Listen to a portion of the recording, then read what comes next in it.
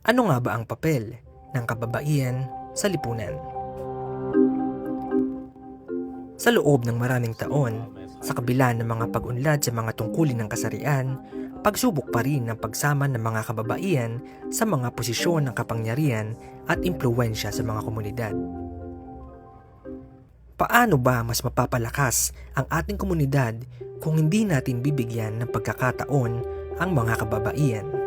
Ladies and gentlemen, it is an absolute pleasure to welcome all of you to the Philippine Tax Academy's Executive Forum on Local Finance Management and Natural Resources Governance.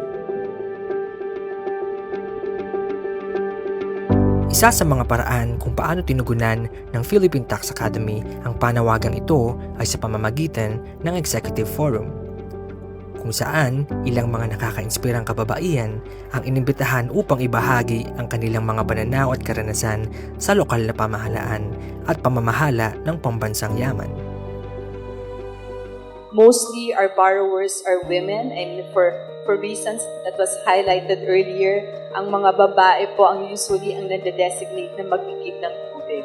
And this becomes a clear path for financial inclusion, as I've mentioned, and gender empowerment as well, because the role of the woman in the household is shifted from fetching water to contributing to the income of the family. Sa ating pag-usad, malinaw na ang mga kababaihan ay nakahanda ng gumanap ng mas mahalagang papel sa paghubog ng ating mundo.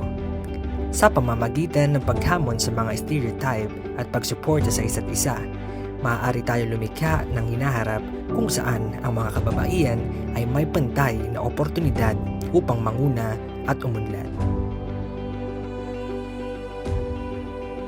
Ipagpatuloy natin ang pagbibigay inspirasyon at kapangyarihan sa mga kababaihan.